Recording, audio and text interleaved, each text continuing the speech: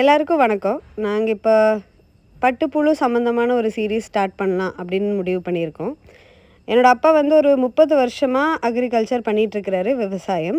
ஆனா திடீர்னு ஏன் பட்டுப்புழு அப்படின்னு தேர்ந்தெடுத்தாரு அப்படிங்கிற கேள்வி தான் எனக்கு ஃபர்ஸ்ட்டு வந்துச்சு.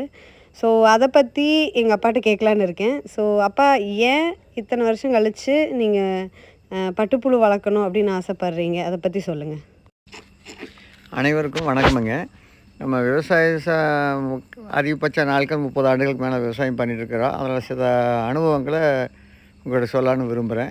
இப்போ வந்து பட்டு வளர்ப்பு துறை செடி வைக்கலான்னு விருப்பப்பட்டதுனால, இதுக்கு என்ன காரணம், நம்ம நடப்பு விவசாயங்களில் ஆள் பற்றாக்குறை, மருந்து அதிகபட்சமாக அடிக்கிறோம், அதிகபட்சமாக உரம் போடுறோம், விவசாய பூமிகளும் கெட்டு போகுதுங்க. அதனால் சரி, இது எல்லாம் கடந்து வரணுங்கிறதுக்காகவே சரி பட்டு வளர்ப்பு துறையை செய்யலாங்கிற ஒரு யோசனையில், இது பல காலங்களுக்கு முன்னாடி நாங்கள் செய்த அனுபவம் கொஞ்சம் இருக்கிறனால சரி பட்டு விவசாயம் பண்ணி பார்க்கலாமே அப்படின்னு ஒரு விருப்பத்தில் ஆரம்பிச்சிருக்கிறவங்க.